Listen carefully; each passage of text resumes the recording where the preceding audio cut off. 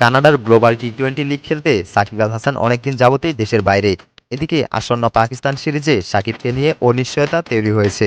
গত সোমবার প্রধানমন্ত্রীর পদ থেকে শেখ হাসিনা পদত্যাগের পর গতকাল জাতীয় সংসদ ভেঙে দেওয়া হয়েছে। শেখ হাসিনা পদত্যাগ করে দেশ ত্যাগ করার পর থেকে আওয়ামী লীগের কোনো নেতাকর্মী প্রকাশ্যে নেই। সাকিব আওয়ামী লীগের মনোনয়নে মাগুরা এক আসন থেকে নির্বাচন করে সংসদ নির্বাচিত হয়েছিলেন। সে হিসেবে ক্রিকেটের পাশাপাশি সাকিবের একটা রাজনৈতিক পরিচয় তৈরি হয়েছে। এদিকে কোটা সংস্কার আন্দোলনের সময় এবং শেখ হাসিনা পদত্যাগ করার পরও কানাডায় প্রবাসী বাংলাদেশিরা সাকিবকে গালমন্দ করেছেন। এমন অবস্থায় সাকিব পাকিস্তান সিরিজের দলে থাকবেন কিনা বা খেলতে চাইবেন কিনা সেটা বড় প্রশ্ন। বাংলাদেশ ক্রিকেট বোর্ড বিসিবির পক্ষ থেকেও আজ পর্যন্ত খোলাসা করা হয়নি বিষয়টি। গত বুধবার 7ই আগস্ট মিরপুর শেরেবাংলা জাতীয় ক্রিকেট স্টেডিয়ামে গণমাধ্যমের সঙ্গে আলাপকালে সাকিবের বিষয়ে বিসিবির ক্রিকেট অপারেশনসের ডেপুটি ম্যানেজার শাহরিয়ার নাফিস বলেছেন, সাকিব আল হাসান এখন আর সংসদ সদস্য নন। তিনি একজন ক্রিকেটারই রয়েছেন, তবে প্রত্যেক মানুষের নিরাপত্তার ব্যাপার আছে।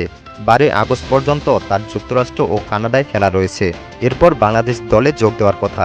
বিসিবির নির্বাচক কমিটি এখন পর্যন্ত দল ঘোষণা করেনি। দল ঘোষণার পর সে যদি দলে থাকে তখন একরকম, আর যদি দলে না থাকে তখন তো তার এনওসির কোনো বিষয় আসছে না। পাকিস্তান সফরকে সামনে রেখে এ দল আজ থেকে অনুশীলন শুরু করতে পেরেছে। আগামীকাল থেকে জাতীয় দলও অনুশীলন শুরু করবে জানিয়েছেন নাফিস। নাফিস জানান, আলহামদুলিল্লাহ আজকে আমরা এ দলের অনুশীলন শুরু করতে পেরেছি। গত 3 থেকে 4 দিনের অবস্থার কারণে আমাদের ফ্যাসিলিটিসের কি অবস্থা সেটাও আমরা বুঝতে পারছিলাম না। মাঠকর্মীরা নিয়মিত কাজ করতে পারছিলেন না। আজকে এসে দেখছি মাঠকর্মীরা সব প্রস্তুত রেখেছেন, তাই এ দলের অনুশীলন শুরু করতে পেরেছি। আশা করি আগামীকাল জাতীয় দলের অনুশীলনও শুরু করতে পারব। News desk, our television.